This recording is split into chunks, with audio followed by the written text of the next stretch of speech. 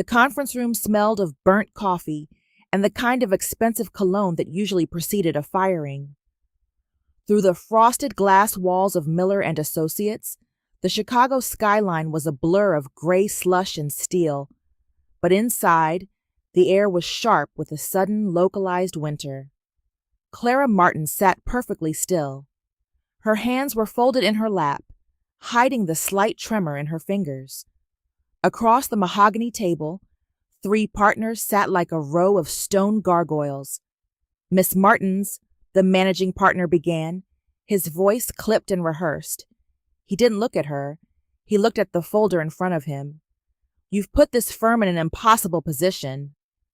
Clara didn't blink. She had spent 3 nights preparing for this moment, praying for a courage that didn't feel like a suicide mission. I didn't put the firm in this position, Mr. Sterling. The senior associates who were inflating the escrow accounts did. I simply reported what I found. And in doing so, you compromised a 10-year relationship with our largest developer. A woman to his left snapped. You were hired to be a team player, Clara, not a martyr. I was hired to be an auditor, Clara corrected softly. Auditing requires the truth. I thought the law did too. The silence that followed was heavy with the weight of unsaid threats. Mr. Sterling slid a thick, cream-colored envelope across the table. Your severance. It is generous, provided you sign the non-disclosure agreement. Clara looked at the envelope. It was hush money, wrapped in a corporate bow. If she signed it, her rent was covered for 6 months. If she didn't, she was a blacklisted whistleblower in a city that prized loyalty over light. She stood up, leaving the envelope untouched. I'd rather be unemployed with integrity than employed with blood on my hands. Keep the money, Mr. Sterling. I think you're going to need it for the legal fees. The walk to the elevator felt longer than the 4 years she had given the firm. Heads popped up over cubicle walls like meerkats.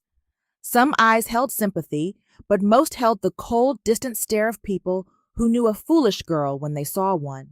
That evening, her 1-bedroom apartment on the south side seemed to shrink around her. The Chicago wind rattled the window panes, a harsh reminder that her heat bill was due in 3 days. Clara sat at her small kitchen table, her Bible open to Malachi. She pulled her last paycheck from her purse and smoothed it out. The numbers were mocking her. After tithing, she wouldn't even have enough for the CTA pass to get to interviews, let alone the rent. Test me in this, she whispered, her voice cracking. She looked at the check, then at the pen. Her hand shook. To the world, writing this check was insanity. To her, it was the only anchor she had left. She signed the tithe, sealed the envelope, and felt a strange, terrifying peace settle over her. Lord, if I lose everything, let me never lose faith in your provision. Her phone buzzed against the wood. Unknown number. Clara wiped a stray tear and answered. Hello? Miss Clara Martins? The voice was masculine, crisp, and carried an accent that was distinctly Korean. This is the executive office of KHG Holdings, Seoul. Clara frowned, leaning back. I'm sorry? Seoul? We have reviewed your record, Miss Martins. Your recent exit from Miller and Associates has come to the attention of our chairman. Your reputation for uncompromising integrity is exactly the asset we require for a high-level internal audit. We need someone who cannot be bought. Clara felt a jolt of electricity. How did you even find me? KHG has eyes everywhere, Miss Martins. We are prepared to offer a private residence in Gangnam, a dedicated driver, and a salary triple your previous firm's rate. We need you on a plane within 48 hours. Are you available? Clara looked at the tithe envelope resting on her Bible. The floodgates hadn't just opened, they had burst. I'm available, she whispered. 48 hours later, the humidity of Seoul hit Clara like a physical weight. The city was a neon labyrinth of glass and history, a place where the 22nd century lived side by side with ancient temples. A sleek black car whisked her through the winding streets of Gangnam to a tower that seemed to pierce the very clouds. The KHG headquarters was a monument to steel and ego. Clara was led through a corridor of frosted glass to the top floor. The silence here was thick, commanding obedience. At the end of the hall, the double door swung open to reveal an office that overlooked the Han River.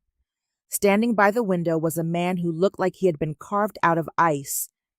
His charcoal suit was impeccably tailored, his hair precise, his eyes sharp enough to cut glass.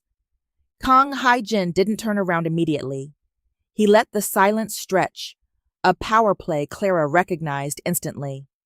"The American whistleblower," he said finally, his voice cool and detached as he turned to face her.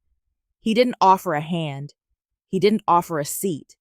He simply appraised her, his gaze lingering on her natural curls and her modest blazer with a flicker of something that looked like disdain. "I am Clara Martins," she said, her voice steady despite the jet lag. Hae-jin stepped closer, his presence looming. He picked up a folder from his desk, her file, and tossed it back down. "I don't care about your resume, Miss Martins, and I certainly don't care about your crusade for truth. I hired you because my board is full of vipers, and I need a dog that knows how to bark when it smells a lie." Clara's jaw tightened. "I'm a consultant, Mr. Kang, not a dog." A cold, razor-thin smile touched his lips. It wasn't amusement. It was a challenge. He leaned over his desk, his eyes locking onto hers. "In this building, you are whatever I tell you to be. You're a temp, Clara, one that I can break and replace by sunset if you fail me. You have 1 week to show me you're worth the airfare. If you don't, you'll find that Seoul is a very long walk from Chicago." He turned back to the window, dismissing her as if she were a piece of furniture. Clara stood her ground for a heartbeat, her pulse hammering against her ribs. She had survived the South Side and the vipers of Chicago, but as she looked at the back of the man they called the Iron Chairman, she realized her faith hadn't just brought her to a job. It had brought her to a war. The air on the 63rd floor was filtered to a clinical perfection, yet it felt thin, as if the sheer weight of Kang Hae-jin's ego had displaced the oxygen.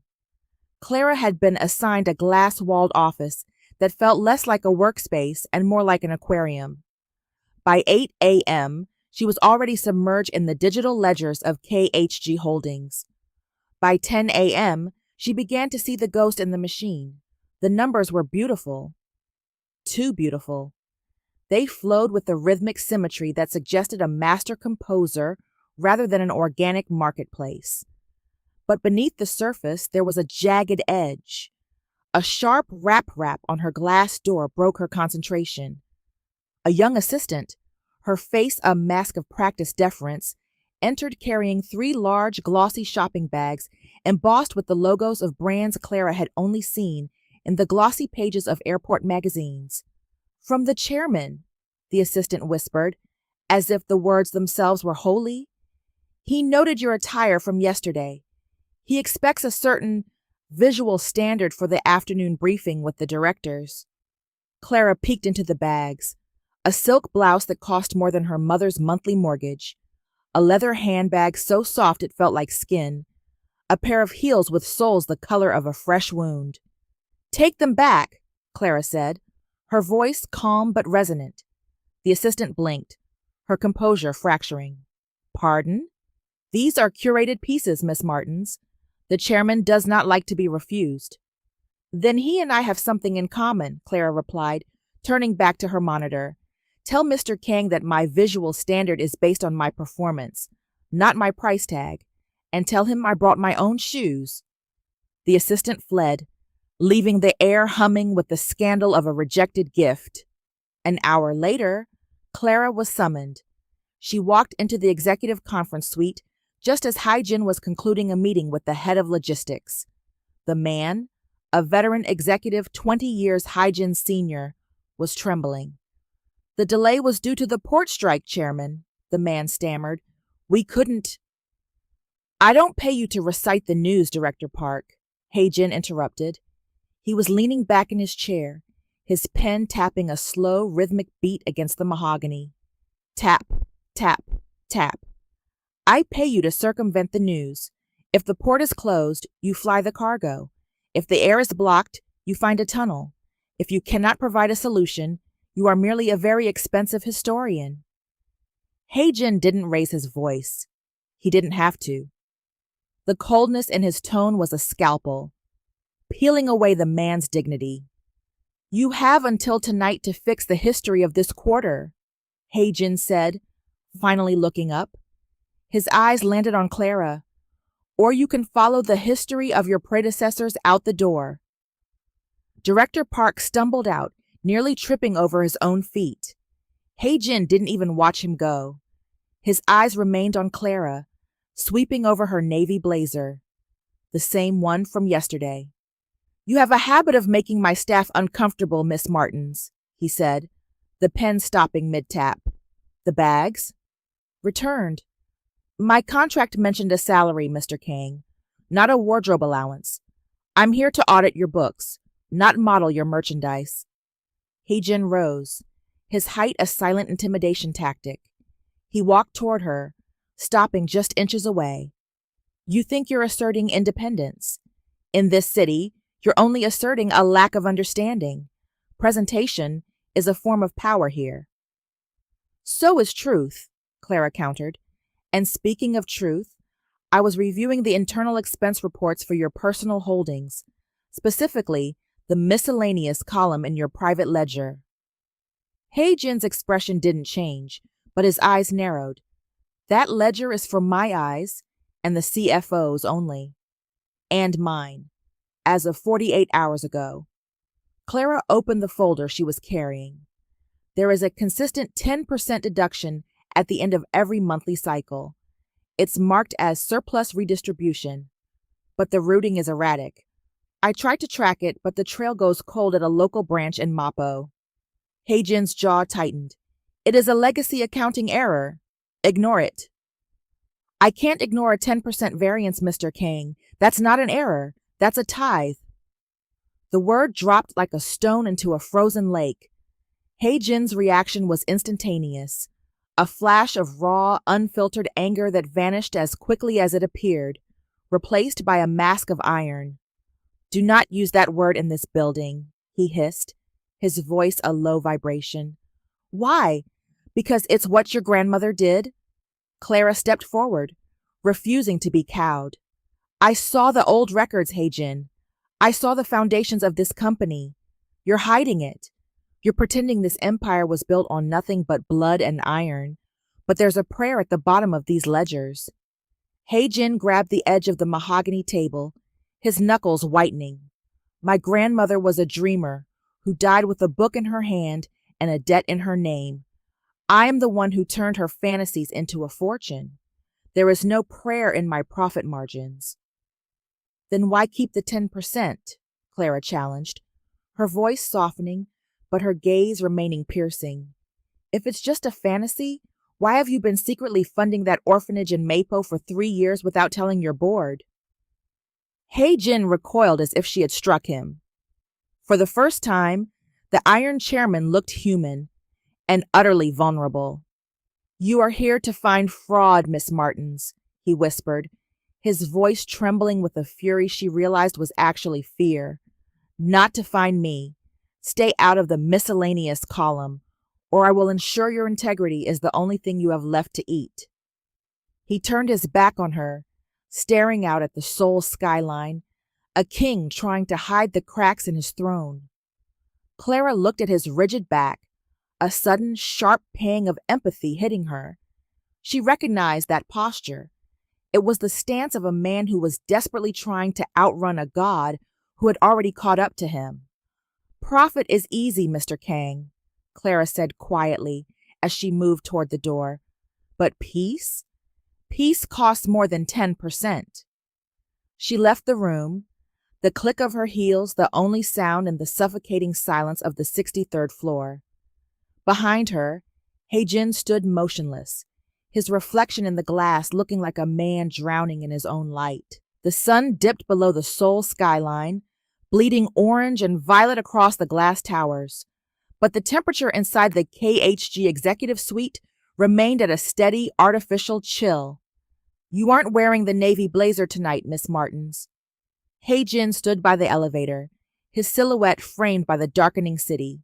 He was dressed in a tuxedo so sharp it looked dangerous, his cufflinks catching the LED glow of the hallway. Clara smoothed the skirt of her charcoal dress. Professional, understated, and bought with her own hard-earned Chicago dollars. "I told you, Mr. Kang, I'm an auditor, not a mannequin." "Tonight you are a witness," he said, the elevator doors sliding open with a soft chime. "You've spent 3 days buried in spreadsheets, judging my morality from the safety of a desk. Tonight, I'm going to show you how the world actually works. Perhaps then you'll stop looking for prayers in my ledgers." The restaurant was a private hanok in Cheongdam-dong, hidden behind a nondescript wooden gate that led to a world of absolute terrifying wealth. Inside, the floors were heated, the air smelled of cedar and aged soy, and the guests were men who moved the world's markets with a flick of their wrists. Clara sat beside Hae-jin, a silent observer in a theater of sharks. The dinner was a celebration of a hostile takeover. Across the table sat the CEO of a mid-sized tech firm that KHG had just absorbed, or rather, consumed. The man was forced to smile, while Hae-jin's directors joked about streamlining the very company the man had spent 30 years building. "A toast," Hae-jin said, his voice smooth as silk and cold as a winter river. He raised a glass of golden whiskey. "To the death of the weak and the hunger of the strong." The table erupted in polite, practiced laughter. Clara felt a knot of nausea tighten in her stomach. She watched Hae-jin's face. He wasn't laughing. He sat at the head of the table like a king at a funeral, his eyes distant, reflecting the candlelight, but holding none of its warmth. "You don't drink?" a director asked Clara, leaning in with a smirk. "The chairman's guests usually enjoy the hospitality." "I prefer to keep a clear head," Clara replied, her voice cutting through the smoky air. "It's easier to see who's being cheated that way." The laughter at the table died a sudden, awkward death. Hae-jin's glass paused midair. He turned to her, a challenge burning in his dark eyes. "Honesty is a luxury for those who don't have to win. Isn't it, Miss Martins?" Hae-jin said, his voice low enough only for her to hear. "Winning isn't worth much if you're the only one left at the table, Mr. Kang," she whispered back. For the rest of the night, Clara watched the Iron Chairman. She saw the way he navigated the room, perfect, untouchable, and utterly alone. Every bow he received was out of fear. Every smile he was offered was a transaction. He didn't have friends. He had assets. He didn't have a life. He had a kingdom of neon and noise that masked a deafening silence.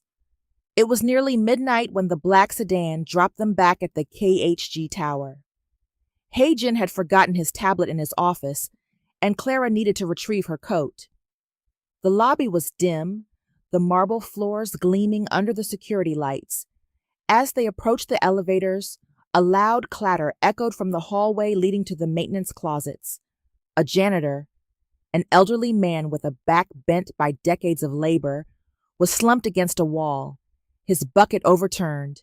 Soapy water spread across the floor like a gray sea.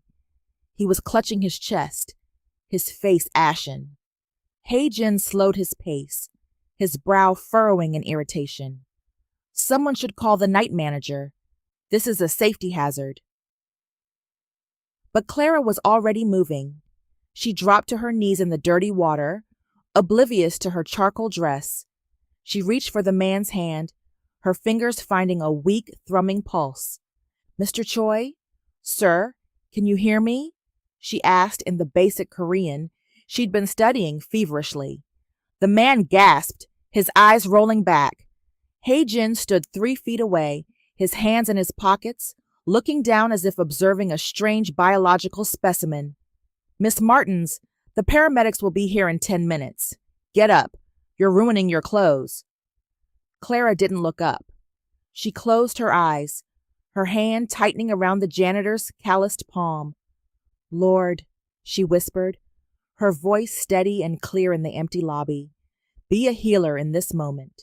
Give his heart strength. Let him feel your presence in this cold place. Comfort him, Father. Hae-jin froze. The irritation on his face vanished, replaced by a sudden jarring shock. He watched her. This American woman with her curls falling over her face, kneeling in a puddle of industrial soap, talking to a god he had spent 15 years mocking. She wasn't performing. There were no cameras. There was no corporate social responsibility board to impress. She was just there, with a man who didn't exist in Hae-jin's world. Miss Martins, Hae-jin said, his voice strangely hushed.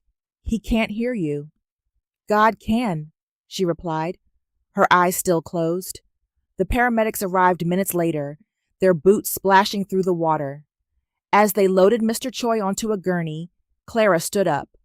Her dress was soaked, her knees were stained, and she looked exhausted.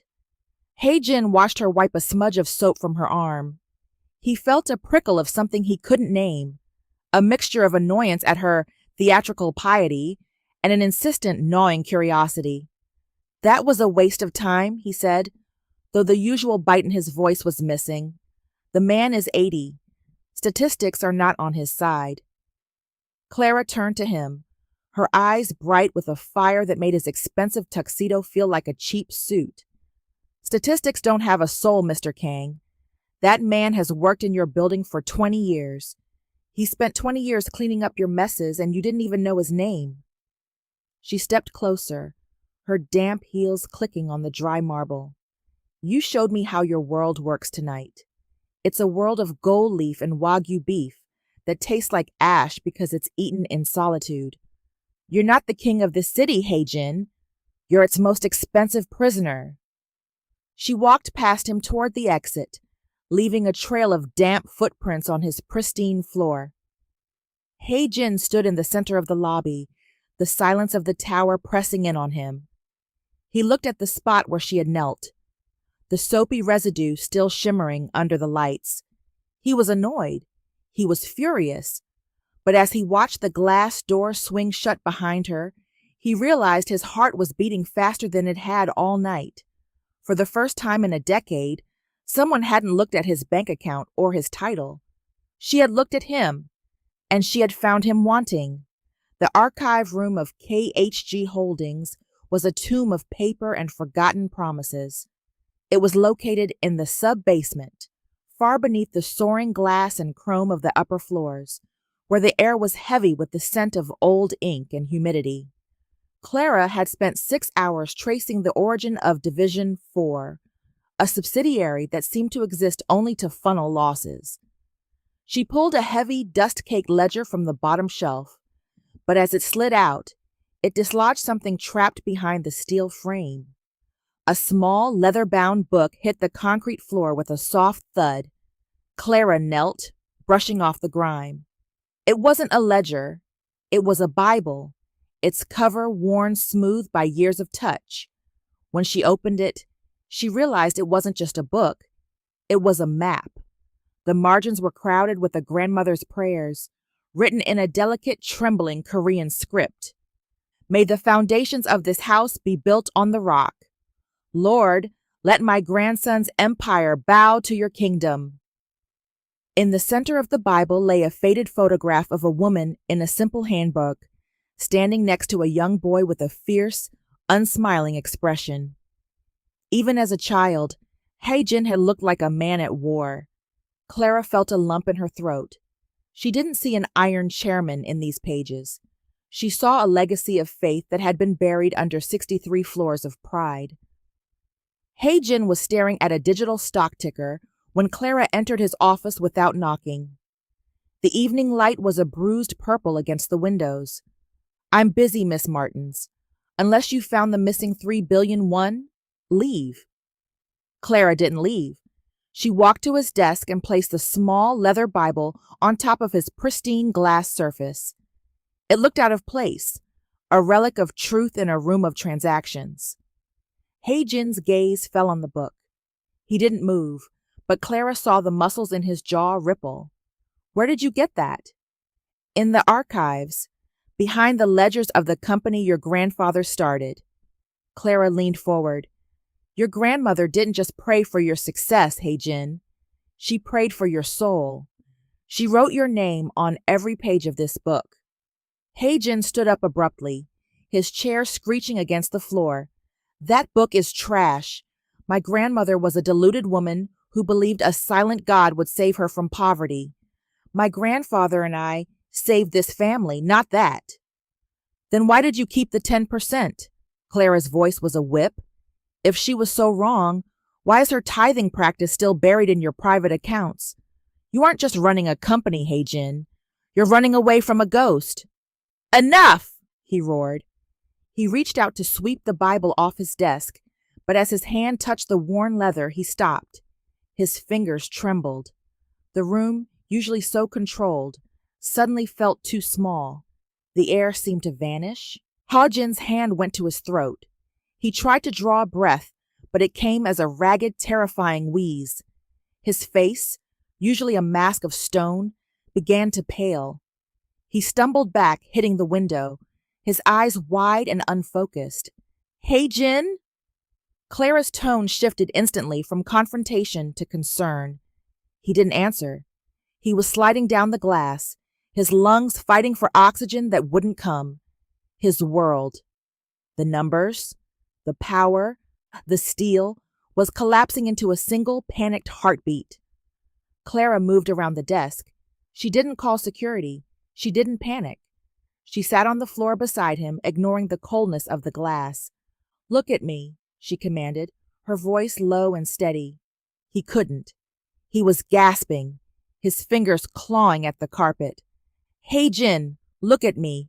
Breathe with me. She took his hand, the same hand that signed billion-dollar contracts, and pressed it against her own chest, right over her heart. Match my rhythm. In, out.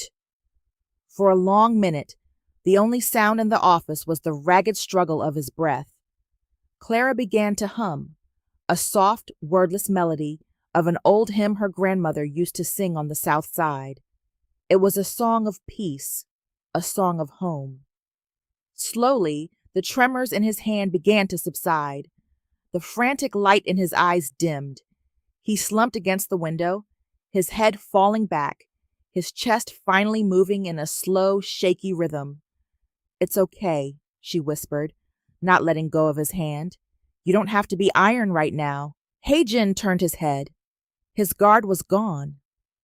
For the first time, he looked at her without the armor of his title.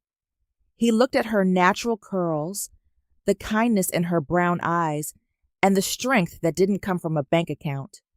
She used to hum that, he whispered, his voice a ghost of itself. When the debt collectors came, she would hold me and hum. She wasn't weak, Hae-jin, Clara said softly. It takes more strength to trust than it does to dominate. Hae-jin didn't pull his hand away. He let it rest in hers, a silent surrender. The neon lights of Seoul flickered to life outside, a million artificial stars. But inside the darkened office, a different kind of light was breaking through. I hate that book, he murmured, though he reached out with his free hand to touch the Bible on the desk. I know, Clara smiled, her thumb brushing over his knuckles. Truth is a terrifying thing when you've been living a lie for so long. They sat there in the silence of the 63rd floor, the billionaire and the whistleblower, bound by a worn book and a shared breath. The Iron Chairman was gone, replaced by a man who had finally stopped running. And for Clara, the mission was no longer about the ledgers. It was about the man. The morning sun struggled to penetrate the smog of the industrial district in Guro, a far cry from the manicured greenery of Gangnam. Hae-jin stood on the cracked pavement, looking at the drab concrete building of the Hope Community Center as if it were a hostile planet. He was wearing a bespoke navy sweater and Italian loafers that cost more than the van parked next to them. "You brought me to a soup kitchen," Heijin said, his voice flat, his arms folded tightly across his chest.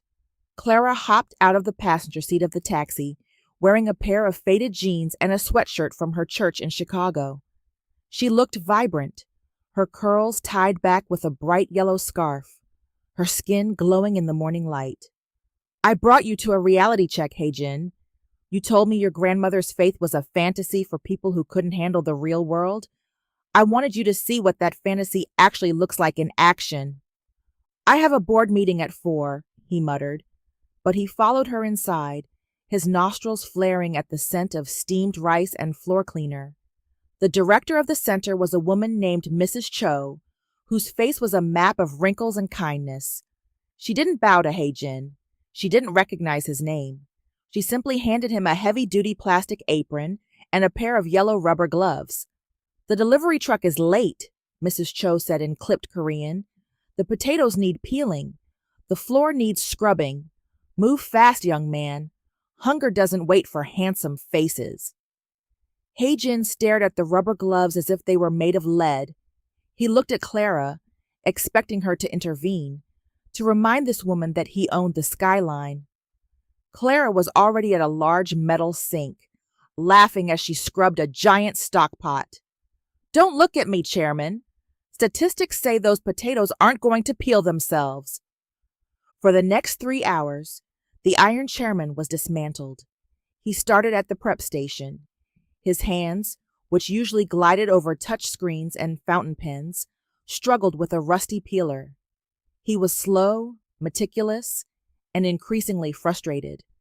But as the room filled with other volunteers, elderly women who gossiped in thick accents and young students, he found himself caught in the rhythm. By noon, he was moved to the dining hall. It wasn't a hall. It was a cramped room with folding tables. Clara was in the center of it, moving like a whirlwind of grace. She knew the names of the elderly men who came in from the cold. She asked about their health. She hugged a woman who looked like she hadn't felt a human touch in weeks. Heijin stood by the serving line, ladle in hand. He watched Clara. He had seen her in the boardroom, sharp and clinical. He had seen her in his office, stubborn and defiant. But here, under the hum of fluorescent lights, she was something else entirely. She was joy. It wasn't the brittle, manic joy of a successful stock trade. It was a deep, resonant light that seemed to pull the gloom out of the room. When she laughed, a sound like silver bells, he found himself dropping the ladle into the vat of stew. He watched the way she treated a homeless man with the same dignity she gave a director at KHG. There was no condescension in her eyes, only a fierce, beautiful equality. This is her power, Heijin realized, his grip tightening on the ladle. It's not her audit. It's her heart. By 3 p.m., the lunch rush was over. Heijin sat on a plastic crate in the back alley, his Italian loafers covered in potato starch and dishwater. His back ached. His hands were pruned from the rubber gloves. Clara walked out, wiping her forehead with her sleeve. She leaned against the brick wall beside him, looking down at the chairman of KHG Holdings sitting on a crate. "Well?" she asked. "Still think it's a fantasy?" Heijin looked up at her. The yellow scarf had slipped, and a few curls framed her face. The afternoon sun hit her eyes, turning the brown to a warm, molten gold. For the first time, he didn't see a consultant. He didn't see an American whistleblower. He saw a woman whose beauty was so profound, it made his penthouse feel like a tomb. "It's exhausting," he said, his voice unusually soft. "Grace usually is," Clara replied. "It's much easier to fire people than it is to feed them." Heijin stood up, his joints popping. He reached out, almost involuntarily, and brushed a stray bit of flour from Clara's cheek. His hand lingered for a second too long, his thumb grazing the soft curve of her jaw. The air between them changed. The sounds of the industrial district, The trucks, the distant sirens, faded into a dull hum. Clara's breath hitched, her eyes searching his. For a heartbeat, the South Side and Gangnam didn't exist. There was only the heat of his touch and the sudden, terrifying realization that they were no longer just a chairman and an auditor. Hae-jin pulled his hand back, his expression hardening as the iron tried to slide back into place, but the mask was crooked. "I still have a board meeting," he said, though the conviction was gone. "I know," Clara whispered, her heart hammering against her ribs. As they walked toward the waiting car, Hae-jin looked back at the community center. He thought of Mrs. Cho, the potatoes, and the way Clara's prayer in the lobby had felt more real than the millions in his bank account. He had spent his life building walls to keep the world out. But as he sat in the back of the car next to Clara, the scent of her lavender soap mixing with the smell of the soup kitchen, he realized he didn't want the walls anymore. He wanted whatever it was that made her eyes shine like that. The silence on the 63rd floor was different at 2 a.m. The hum of the HVAC system sounded like the breathing of a great sleeping beast, and the blue glow of the server monitors cast long, ghostly shadows across the marble floors. Clara sat on the floor of her office, surrounded by stacks of paper that looked like small white fortresses. Her glasses were perched on the end of her nose, and her hair had long since escaped its yellow scarf, cascading in a wild, beautiful halo around her shoulders. A shadow fell over her workspace. Hae-jin stood in the doorway. He had discarded his tie hours ago, and his white dress shirt was unbuttoned at the collar, sleeves rolled up to reveal forearms corded with the tension of a long day. In his hands, he held 2 steaming paper cups and a plastic bag from the 24-hour convenience store across the street. "The cafeteria is closed," he said, his voice a low rumble in the stillness. "And the night security said you haven't left your desk since noon. Even whistleblowers need fuel, Miss Martins." Clara looked up, surprised. "Is that spicy seafood ramen?" "The finest the GS-25 has to offer," Hae-jin said, a ghost of a smirk playing on his lips. He sat down on the floor opposite her, heedless of his expensive trousers. They sat in silence for a few minutes, the only sound the slurping of noodles and the distant rhythmic chime of a street sweeper far below on the Seoul streets. The steam from the cups rose between them, creating a private, humid world. "Why?" Hae-jin asked suddenly, setting his plastic fork aside. Clara paused, a noodle halfway to her mouth. "Why what? Why are you like this?" He leaned back against the glass wall, the neon lights of the Seoul Tower reflecting in his dark eyes. "I've hired consultants from McKinsey, from Harvard, from the best firms in London. They all want the same thing: a partnership, a bonus, a seat at the table. They see my money and they salivate. But you," he gestured to the piles of paper, "you turned down the clothes. You turned down the luxury car. You spent your Saturday peeling potatoes in a basement. You look at me as if I'm a puzzle you're trying to solve, rather than a bank you're trying to rob." He leaned forward, his gaze intensifying. "What makes a person choose integrity when it costs them everything?" Clara set her ramen cup down. She looked at him, really looked at him, seeing the exhaustion behind the power. "It's not a choice I make every day, Hae-jin. It's a surrender I made a long time ago," she said softly. "In Chicago, when I lost my job, I was terrified. But then I remembered that my worth isn't tied to my paycheck or my title. It's tied to who I belong to. When you know you're loved by the creator of the universe, you don't have to scramble for crumbs of power from men." Hae-jin's brow furrowed. "That sounds like a fairy tale. The world I live in doesn't operate on love. It operates on leverage." "Then your world is very small," Clara replied.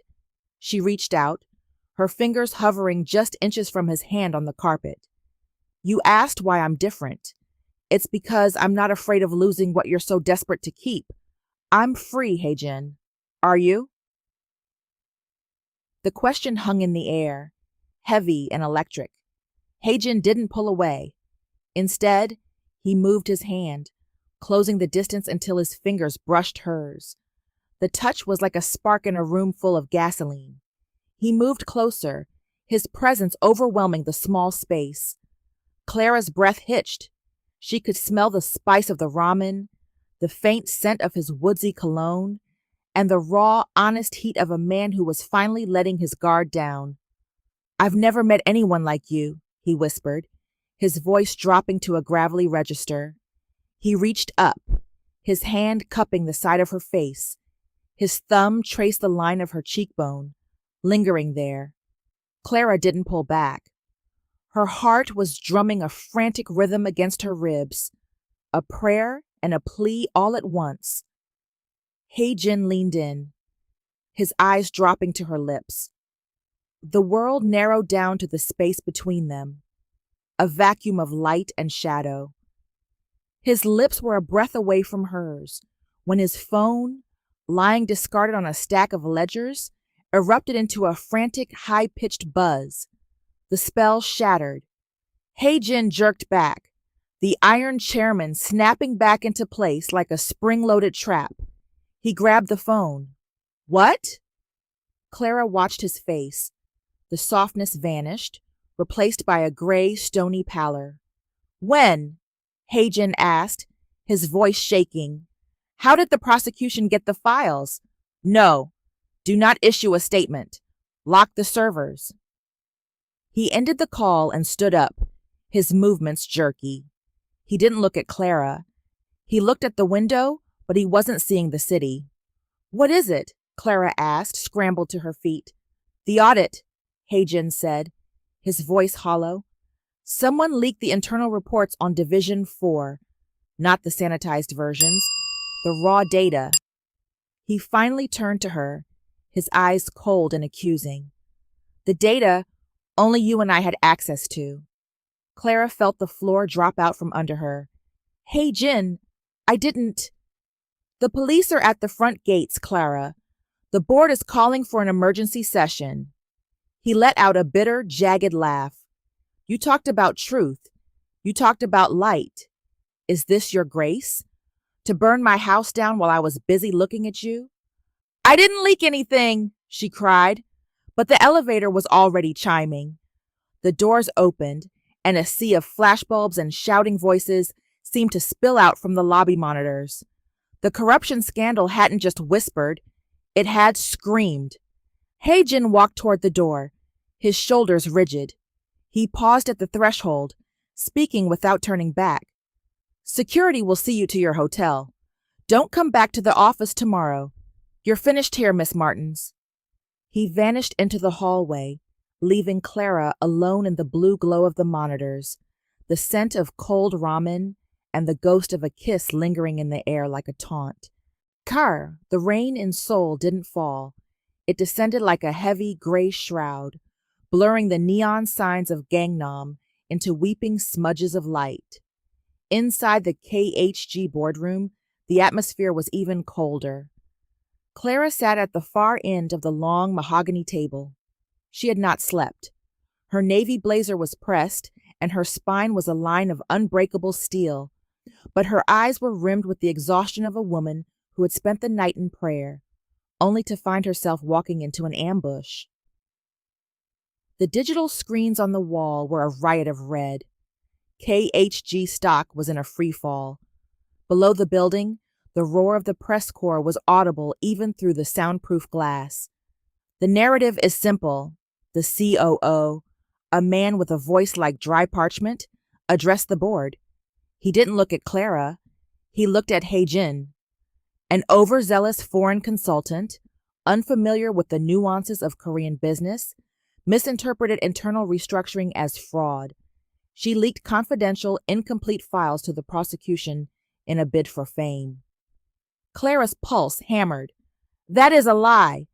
I have the digital footprint of the leak.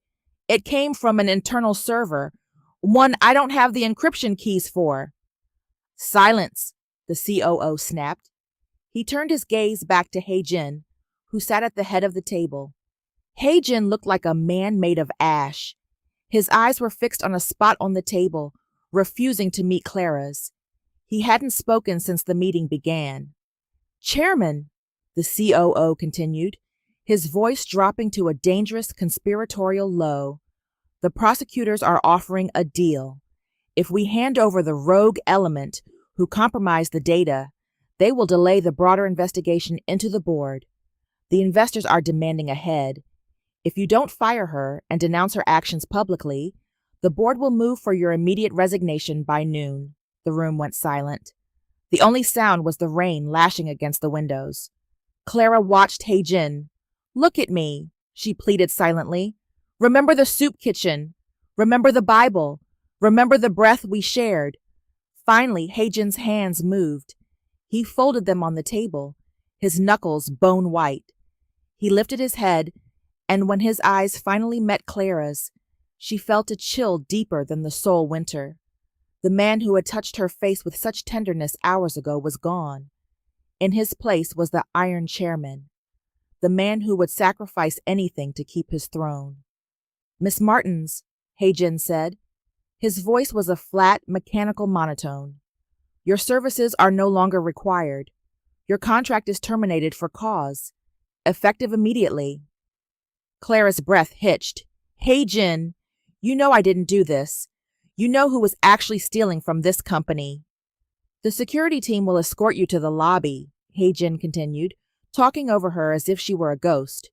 "Your visa sponsorship is being retracted. You have 24 hours to leave the country." "Is this the leverage you talked about?" Clara asked, her voice trembling but clear. "Trading a person for a stock price?" Heijin didn't flinch. He picked up a pen and began to sign a document, dismissing her existence with a single stroke of ink. "This is how the world works, Clara. I told you that from the beginning." The security guards didn't even give her time to gather her personal books. They led her through the lobby, where the glass doors were being hammered by the wind. As the doors opened, the press surged forward. Flashbulbs blinded her. Microphones were shoved into her face like weapons. "Did you leak the files to spite the chairman? Are you a corporate spy for the Americans? How much did the competitors pay you?" Clara shoved through them, her head down. She didn't have an umbrella. Within seconds, her hair was plastered to her face, and her blazer was heavy with frigid water. She reached the curb, but no black sedan was waiting for her today. She began to walk. The rain was so thick she could barely see the sidewalk. She walked past the luxury boutiques of Cheongdam-dong, her heels splashing through puddles that ruined the only nice shoes she owned. She felt a sob rising in her throat. Not for the job, not for the money, but for the man she thought she had seen in the darkened office. She had seen a soul, but he had chosen a skyscraper. She stopped under the meager shelter of a bus stop, her body shaking with a violent chill. She pulled her phone from her pocket, her fingers numb. It was dead, water damaged, or simply exhausted, like her. She looked up at the KHG tower, looming in the distance like a giant cold needle piercing the gray clouds. Somewhere up there, on the 63rd floor, Heijin was probably watching the monitors, watching the red lines of the stock market turn to green as the news of her firing hit the wires. Clara closed her eyes, hot tears finally spilling over and mixing with the rain. "Lord," she whispered, her voice lost in the roar of the city, "you told me to trust. You told me the truth would set me free. But right now, I've never felt more bound by the dark." She stood there, a lone figure in the downpour, a whistleblower with no whistle left to blow. She had given her 10%. She had given her heart, and the world had taken the rest. High above, in the silent penthouse, Heijin stood with his forehead pressed against the cold glass. He watched the tiny, blurred figure of a woman in a navy blazer disappear into the gray mist of the city. He reached into his pocket and pulled out the crumpled receipt she had left behind. He gripped it so hard the paper tore. He had saved his empire. He had kept his chair. But as the silence of the room closed in on him, he realized he couldn't breathe. The air was back to being thin, clinical, and utterly empty.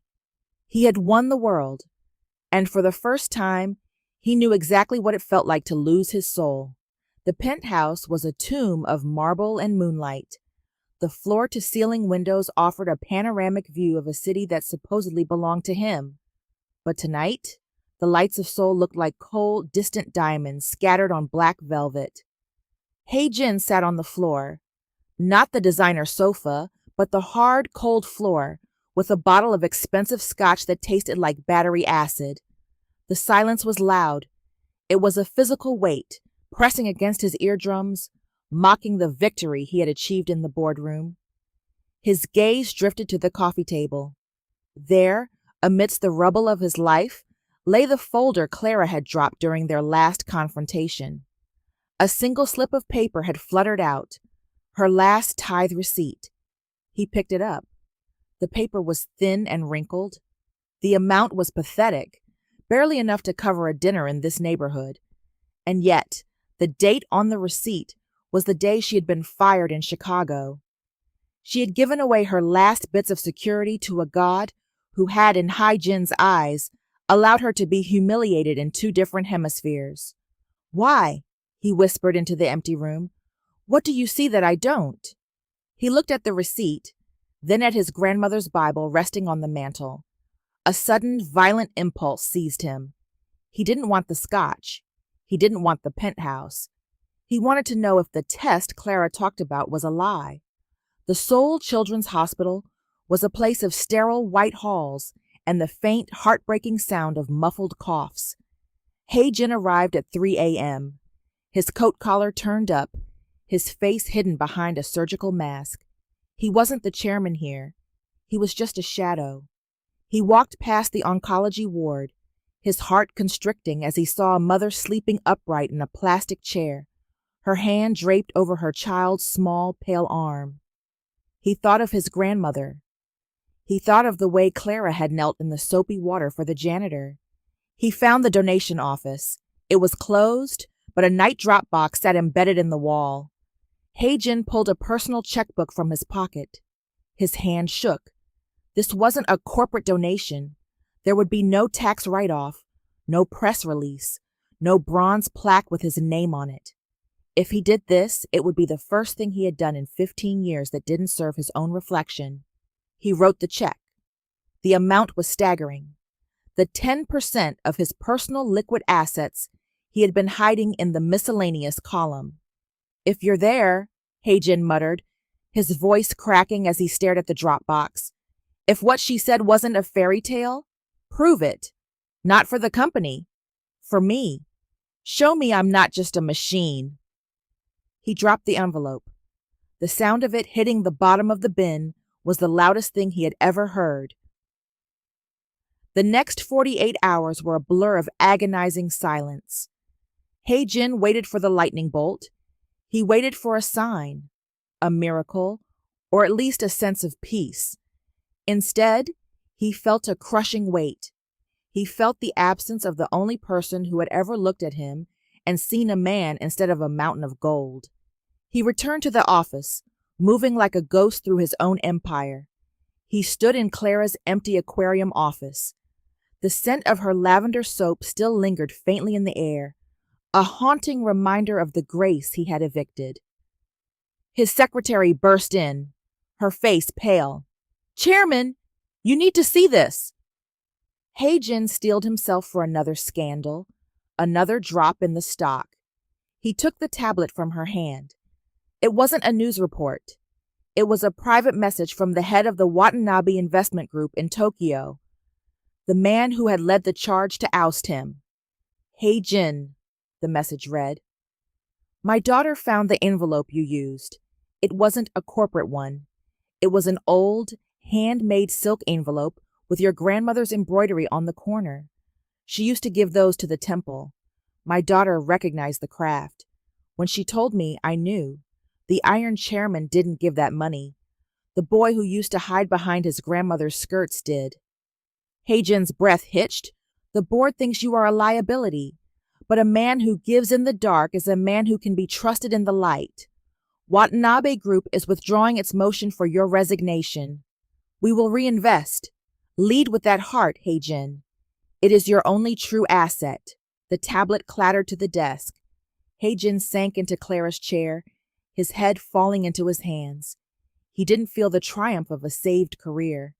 He felt the terrifying, beautiful sting of a prayer answered. He hadn't just saved the heart wing.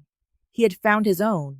Clara, he choked out, the name a sob and a prayer all at once. He realized then that the test wasn't about the money. It was about the surrender.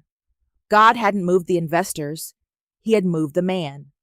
And now the man had to find the woman who had taught him how to breathe. The news from Tokyo had hit the wires like a tidal wave, but inside the executive suite, the silence was absolute. Heijin sat at his desk, staring at the Watanabe letter. For the first time in his life, the numbers on the screen, the green ticks, the soaring percentages, felt like background noise. They were the byproduct of something deeper, something invisible. He had tested the floodgates, and they had swung open. But the room was still cold because the light that had started the fire was gone. Where is she? Heijin asked, his voice low and jagged. His secretary stood by the door, clutching a tablet. She checked out of the hotel yesterday, Chairman. Her flight to Chicago departs in 4 hours. Immigration records show she is likely at the airport or... She hesitated. Her GPS history from the company phone showed a recurring stop in Mappo, a small chapel. Heijin didn't wait for his driver. He grabbed his coat, ignored the shouting directors in the hallway, and ran for the elevators. The church was tucked away in an alleyway where the neon of the city gave way to the smell of wood smoke and damp earth. It was a humble brick building, its white cross glowing softly against the overcast sky. Heijin pushed the heavy wooden doors open. The sanctuary was nearly empty. The air smelled of beeswax and old hymnals. At the very front, sitting in the third pew, was a lone figure. Even from the back, he recognized the set of her shoulders, unbowed, even in defeat. He walked down the aisle, his leather shoes echoing like a heartbeat on the wooden floor. Clara didn't turn around, but her head tilted slightly, as if she recognized the rhythm of his stride. "The flight leaves at 2, she said quietly, her voice echoing in the rafters. "You're a busy man, Heijin. You shouldn't be here." Heijin stopped at the end of her pew. He looked at her. She wasn't wearing the blazer. She was wearing the yellow scarf, her curls tucked away, her face pale but serene. There was no anger in her expression, only a profound, heartbreaking distance. "Watanabe reinvested," he said, his voice raw. "The board retracted the motion. The company is safe." Clara finally turned to look at him. A small, sad smile touched her lips. "Then you got what you wanted. Your empire is secure. Why do you look like a man who just lost everything?" Heijin felt the words catch in his throat. He sank onto the pew across from her, his knees hitting the wood with a heavy thud. The Iron Chairman was gone. He looked like a child lost in a storm. "I gave the 10%, he whispered, "to the hospital. Secretly, like you said. I told God if he was real, to prove it." Clara's eyes softened, a flicker of light returning to them. And he didn't just save the company, Clara. He sent a message through a man I haven't spoken to in a decade. He showed me that I've been building a tomb and calling it a kingdom. He reached out, his hand trembling as he rested it on the back of the pew. "I was wrong. About everything. About you." Clara looked at the cross above the altar. "I didn't want to be right, Heijin. I just wanted you to be free." "Then don't go," he pleaded. Clara interrupted, standing up. She picked up her bag. "I'm not a dog that comes back when it's whistled for, Heijin. I can't work for a man who trades people for stock prices." "I don't want you to work for the company," Heijin said, standing quickly to block her path. He moved into the aisle, his eyes burning with a fierce, new clarity. I don't want a consultant. I don't want someone to fix my ledgers. He stepped closer, his shadow falling over her in the dim light of the chapel. I want you to come back as my conscience, he whispered. I want you to be the voice that tells me when I'm becoming the man I used to be. I want you to show me how to walk in the light you carry.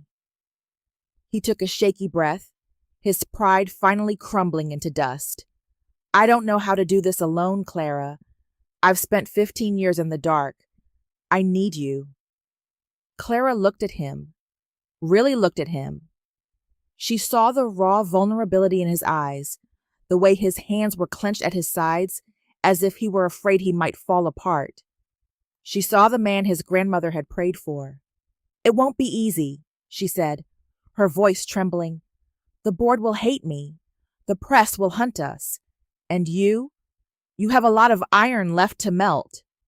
Then let it melt, Heijin said. He reached out, his fingers grazing hers. Stay. Not for KHG. For me. Outside, the rain began to let up, a single beam of sunlight piercing through the clouds and hitting the stained glass of the chapel. Clara looked at his hand, then up at his face. She reached out and took his hand, her fingers locking with his.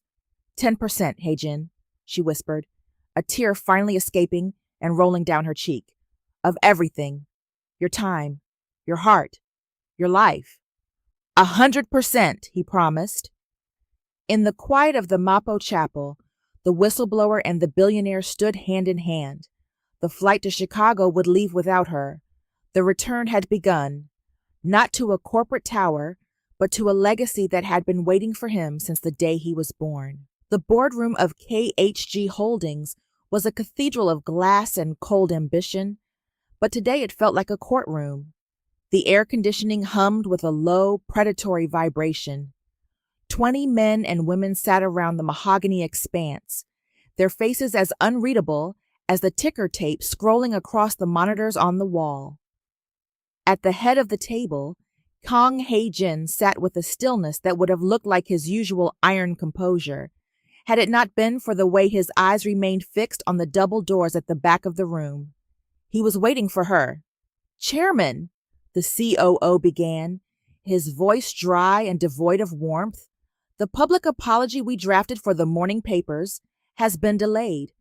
We need to finalize the language regarding the clerical errors found by the former consultant. We must be clear. She acted alone, and her dismissal was a matter of national interest. Heijin didn't answer. He heard the chime of the private elevator. The doors opened. Clara Martins walked in. She wasn't wearing the navy blazer. She wore a simple cream-colored dress, her curls loose and vibrant, her chin tilted at an angle that suggested she wasn't there to defend herself, but to preside. The room erupted. What is she doing here? A director shouted, slamming his hand on the table. This is a closed session. Security. I invited her. Hajin's voice cut through the chaos like a blade. It wasn't loud, but the authority in it was absolute. He stood up, gesturing to the empty chair beside him. The chair traditionally reserved for the vice chairman.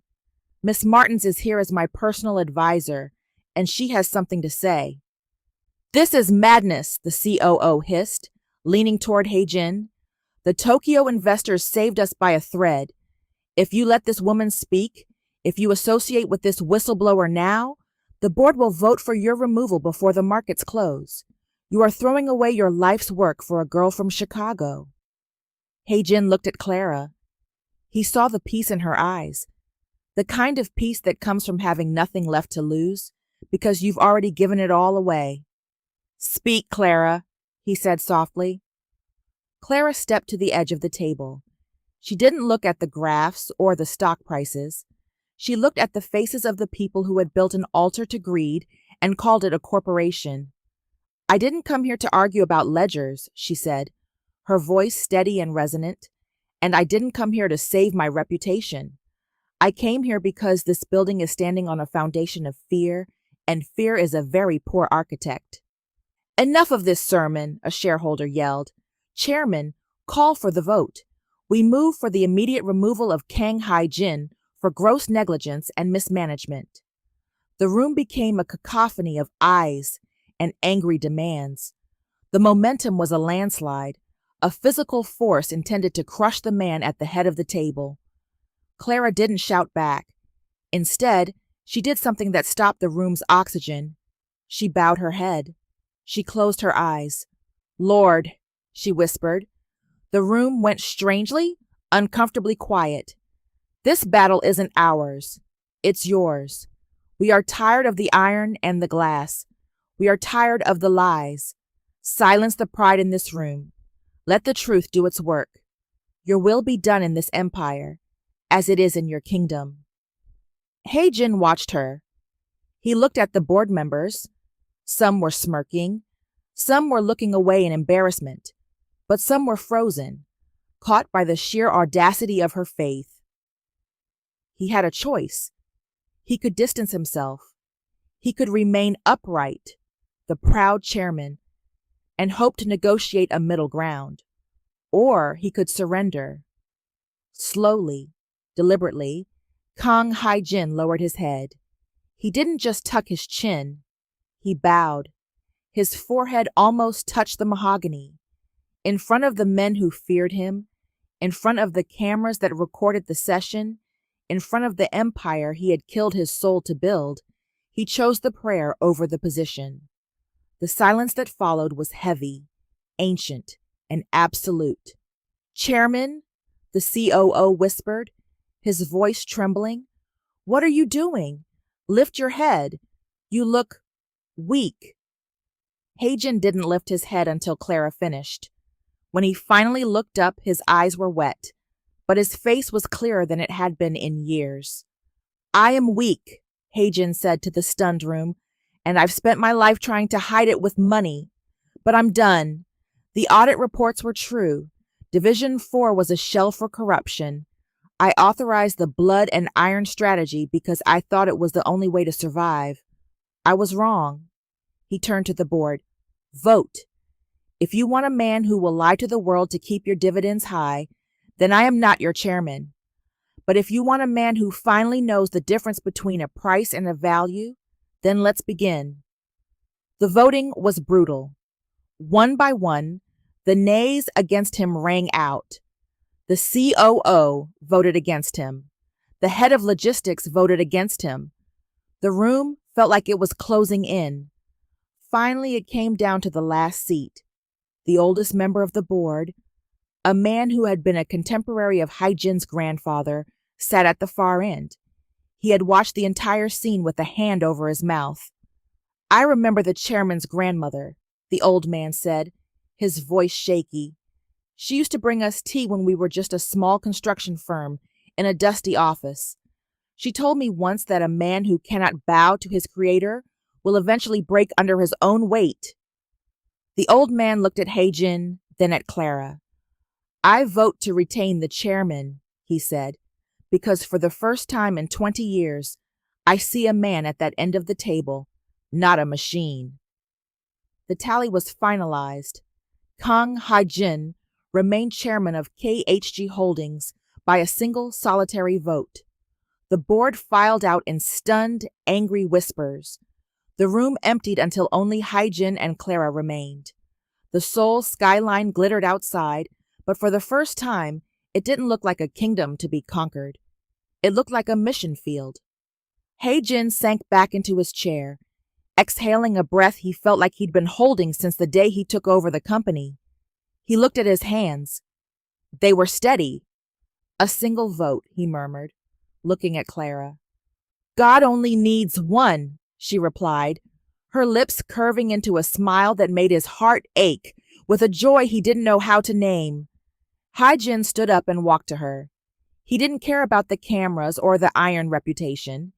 He took her hand and lifted it to his lips. I lost my reputation today, Clara.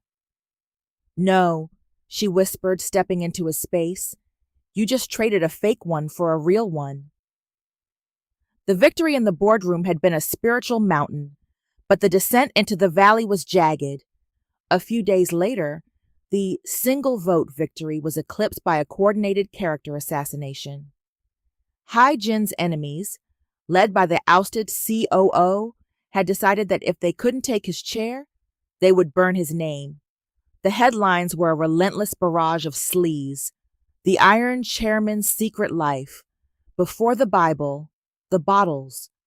Photos from Hai-jin's early 20s, years spent in London, and Macau trying to drown the pressure of his legacy, were plastered across the internet.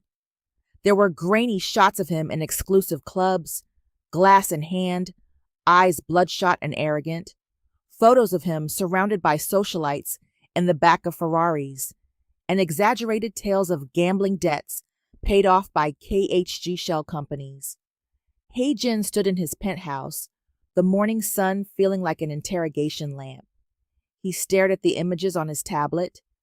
This version of himself felt like a stranger, yet the scars were his own. He heard the door click open. He didn't look up. He couldn't. "I told you I had a lot of iron to melt, Clara. I didn't tell you how much of it was rust." Clara walked into the light of the living room. She held a tablet of her own, but she didn't look at the screen. She looked at him. "They say I used the company's first major profit to settle a debt in a Macau casino," Hai-jin said, his voice a hollow rasp. "They say I was a playboy who cared for nothing but the next high. And the worst part, Clara," he finally turned, his face etched with a profound, soul-deep shame. "The worst part is that they aren't entirely lying." He walked to the window, his back to her. "I thought I had changed. I thought the audit and the tithing and the prayer made me new. But the world doesn't forget. And once you see these, once you see the man I really was, I don't see how you can stay." He waited for the sound of the door. He waited for the judgment. He waited for the foolish girl from Chicago to finally realize she had hitched her star to a fallen man. Instead, he felt her hand on his shoulder. It was light, steady, and warm. "Hai-jin," she said softly, "do you know who Paul was before he wrote half the New Testament?" He didn't answer. He was a man who breathed threats and murder. He was a man who watched people die for their faith. "Do you know who King David was? An adulterer and a conspirator? Do you know who I was?" He turned then, confused.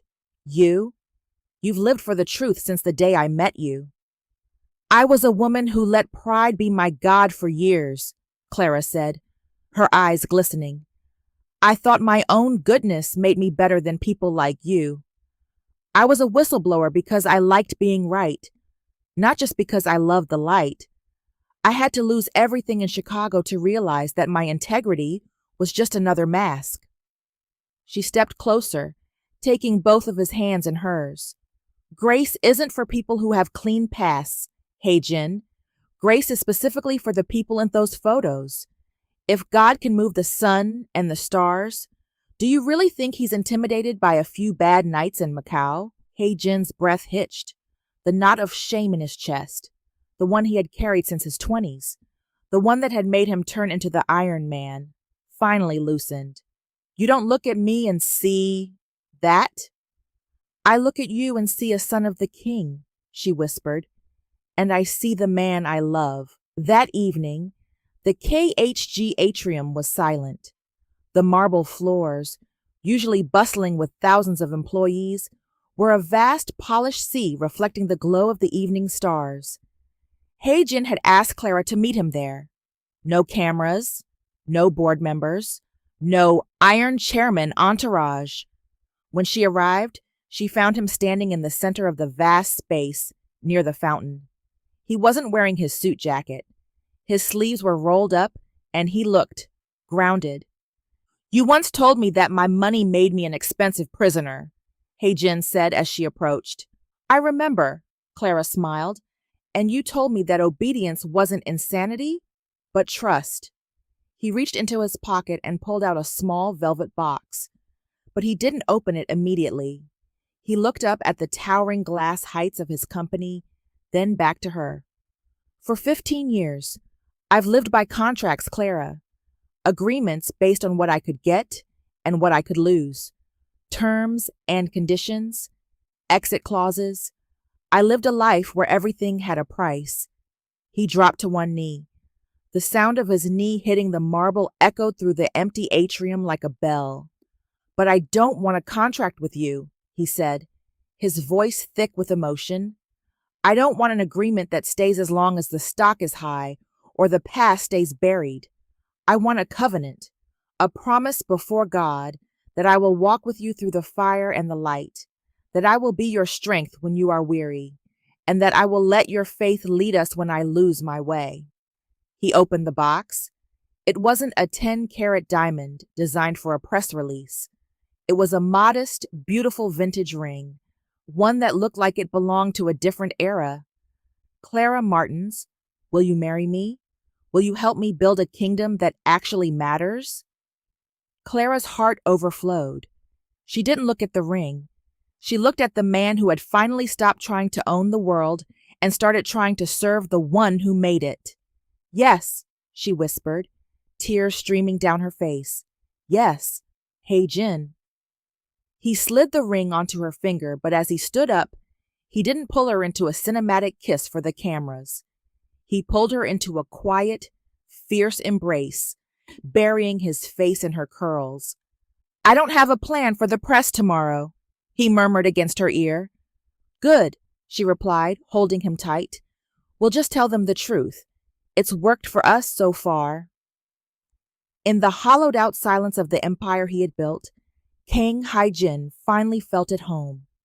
He had traded his iron for a heart, and his contract for a covenant. The stone walls of the small church in Mappo didn't hum with the vibration of high-speed elevators or the frantic energy of a trading floor. They hummed with the sound of a cello and the soft, rhythmic rustle of paper fans. The guest list had been the final scandal of the engagement. The board had expected a gala at the Shilla. The press had prepared for a wedding of the century. Instead, the pews were filled with a strange, beautiful tapestry of people. Mr. Choi, the janitor, sitting proudly in a new suit, Mrs. Cho from the soup kitchen, a dozen children from the heart wing, and a handful of KHG executives who looked profoundly confused by the lack of gold leaf. Hae-jin stood at the altar. For the first time, he wasn't looking at his watch. He wasn't calculating the cost of the flowers. He was breathing. When the heavy wooden doors opened, the cello gave way to a simple, soaring hymn. Clara walked down the aisle alone. She didn't need a parade. She wore a dress of cream silk, her natural curls crowned with sprigs of baby's breath. She looked like a woman who knew exactly where she was going. As she reached him, Hae-jin didn't wait for the pastor.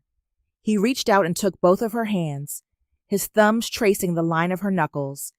He didn't see a whistleblower or a consultant. He saw his life.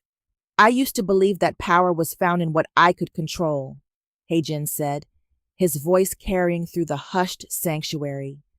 But you taught me that true power is found in surrender. I don't give you a throne today, Clara. I give you a heart that is no longer made of iron. Clara's smile was a sunrise. And I don't give you a contract, Hae-jin. I give you a covenant. I choose you in the light and in the shadows until the king calls us home. There were no flashbulbs. No reporters were allowed inside. When the pastor pronounced them husband and wife, the cheer that went up didn't sound like a corporate cheer. It sounded like family, 8 years later. The morning air in Seoul was crisp, smelling of autumn leaves and the faint, sweet scent of roasted chestnuts. A sleek black car pulled up to the curb of a newly renovated campus in the city's education district. The building was a masterpiece of sustainable glass and warm wood, its entrance dominated by a stone monument, the Kang Soo-min Foundation, for truth, integrity, and the legacy of prayer. Kang Hae-jin stepped out of the car. The years had been kind to him. The iron had melted into a soft, approachable strength. He walked to the other side and opened the door for Clara. She was as vibrant as ever. her eyes crinkling with the same defiant joy that had once terrified a boardroom. Between them, a 7-year-old girl with dark, bouncy curls and her father's intense eyes leapt from the seat, clutching a stuffed bear and a small worn book. "Appa, is this Grandma's house?" the girl asked, looking up at the sprawling center. "No, Sumin," Heijin said, lifting her into his arms. "This is Grandma's prayer, made into a house." The opening ceremony was brief. There were no speeches about profit margins. Instead, they celebrated the first class of integrity scholars, students from the south side of Chicago and the industrial districts of Seoul, who were being sent to university on full scholarships. After the crowds had thinned and the staff had gone home, the three of them walked into the heart of the foundation. The archive room. It wasn't a dark basement. It was a sun-drenched library with high ceilings and comfortable chairs. At the center, in a climate-controlled glass case, lay the original leather ledger of KHG Holdings, and resting on top of it was the small, frayed Bible. Heijin unlocked the case. He sat on a low velvet bench, pulling his daughter onto his lap. Clara sat beside them, resting her head on Heijin's shoulder. "Read it, Appa," Sumin whispered, her small finger tracing the faded gold cross on the cover. Heijin opened the Bible to the flyleaf. The Korean script was faint, the ink of his grandmother's hand nearly a century old, but the words were louder than any stock ticker. "Lord," Heijin read, his voice thick with a peace that surpassed all understanding, "let my grandson's empire bow to your kingdom." He turned the page, showing the little girl the margins where Clara had added her own notes over the years, prayers for the company, for the city, and for the girl sitting in his lap. "Did it happen, Appa?" Sumin asked. "Did the empire bow?" Heijin looked at Clara. He thought of the billions they had given away, the lives they had touched, and the way he no longer woke up with a cold knot of fear in his chest. He thought of the 10% that had turned into 100% of his heart. "Yes, it did," Heijin whispered. He leaned down and kissed his daughter's forehead, then turned to kiss Clara. Outside the window, the city of Seoul pulsed with life, neon and glass, steel and stone. But inside the library, there was only the soft sound of turning pages and the quiet hum of a prayer that had finally reached its destination. The Iron Chairman was gone. The whistleblower was at rest. And the kingdom they had built wasn't made of money, but of a love that would never, ever end. The end. If you loved this story, don't forget to hit that like button and subscribe for more Christ-centered love stories of healing, hope, and love. And if you don't want to miss what God does in the next story, turn on notifications so you're always here when a new chapter drops. Until next time, keep believing in the grace of God that defies all odds.